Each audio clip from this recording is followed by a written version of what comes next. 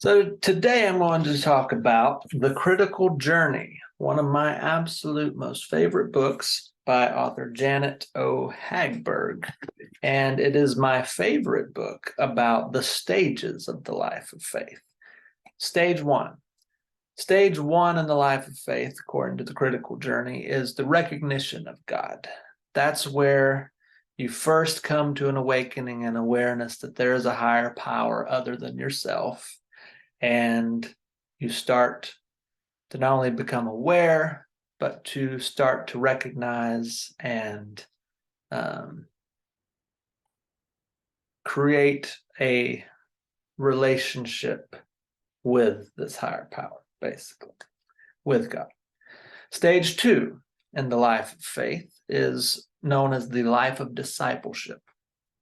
That is where you are submitting yourself to other people in your spiritual system of authority. You are learning as much as you can. This is the really the growth of the knowledge and the understanding piece of your spirituality and your faith.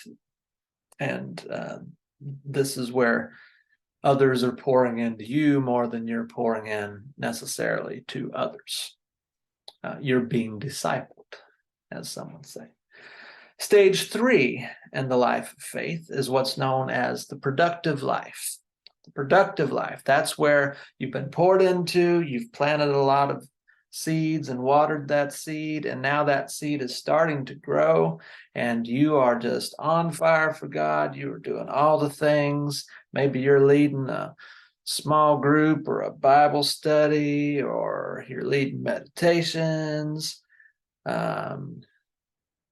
You're probably volunteering yourself to a lot of different things. If you're a member of a church, you're probably volunteering on some team or maybe multiple teams, or anytime that there's an event that promotes your faith or your church or your spiritual community. You're first one, sign me up, all on fire for God, for Jesus, for whatever your higher power is. Stage four in the life of faith, according to The Critical Journey, is the journey inward. So whereas stages 1 through 3 are really building and foundational stages that kind of pile on top of each other, but they are more externalized expressions of your faith. After a certain point, you reach that point where it's time, you've been going outside as much as you can from yourself, and you have those foundations, and now it's safe to start looking inside and asking the really interior questions of how do I personally internalize my faith? How do I connect with all the different machinations and the different things that I've at this point even been telling a lot of people about and been studying a lot about? What does that mean to me on a deep spiritual level? Between stage 4 and stage 5 is the most important thing, and that is the wall. And we all hit up against a wall. And it's not just one wall. As we'll see later, that the stages of faith are kind of cyclical. But this is where you hit something to where everything that has prepared you up until this point is not quite enough to get you, at least on the first pass around, through whatever that wall is. It's a crisis of faith. Could be, for a lot of people, it's just a form of midlife crisis. But you don't have to be any particular age to hit these, and we all hit these in seasons of our life. And a lot of the same walls we'll just keep hitting, kind of take a different angle on, but we'll have more information about what that wall is and how to approach it the next time around. But how one interacts with the wall really determines whether you can push through, or if you have to continually cycle back through stages 1 through 4, get a running momentum and get through the wall, or just keep smacking your head up against the wall, or if you just retreat back to where it's safe and never go near the wall again.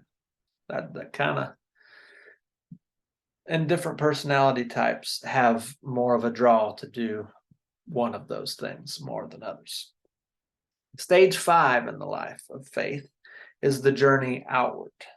That will be after you have made it through your really first big formational wall in your spiritual life. And now you're journeying beyond the things that you've learned, externalizing your faith and then internalizing your faith.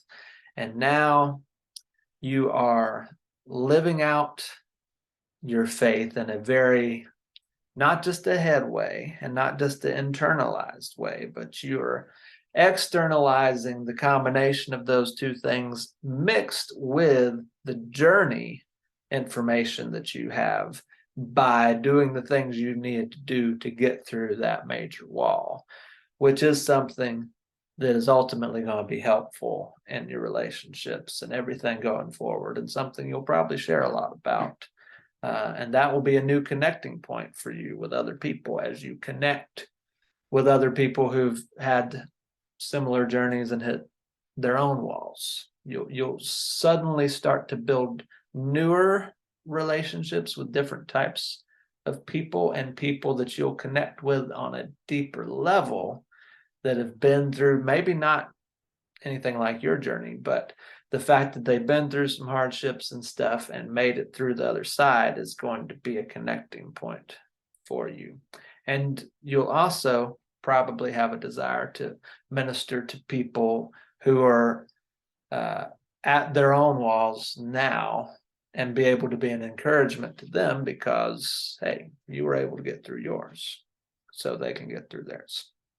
Stage 6, the final stage in the critical journeys framework of the stages of faith, is called the life of love. That's where you're kind of right in the pocket. You've done all the foundational steps. You've journeyed inward. You've pushed through and persevered through the wall, however many times it took to do that. You've journeyed outward. You've taken the information you need for this stage of your life, and now you're able to just stay in that pocket of love and being able to love people where they're at for the most part. Even when you kind of fall out of alignment, it's pretty easy to realign and get right back and centered with yourself, your higher self, God, and the relationships with people in your life. The next step, though, this is the finality of the critical journey. There is no step 7. Step 7 is going back to 1, or maybe even going back down. It is a cycle.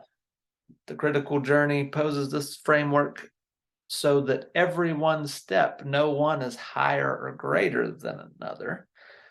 There is a natural procession, and you don't just go from 1 to 6. And if you've never been to 6, you don't just magically skip over steps. But once you've been through the first cycle round, you can go backwards and forwards.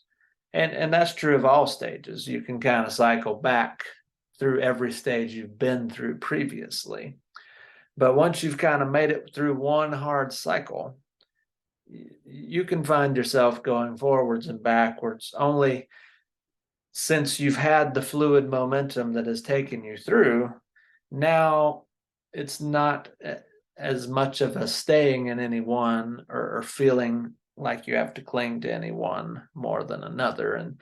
And when you do get stuck at a wall, which you'll hit walls all the time as you cycle through, and often you see the critical journey, the trick of it is you're cycling upwards. So you're constantly hitting up against whatever those same spiritual issues are for you. You just get a different angle on it as you cycle upwards and look at it from a different perspective. You know, it's like when you're looking this close to something that looks like a dot, but when you pull out in 3-dimensional space, you can really see it for more of what it actually is.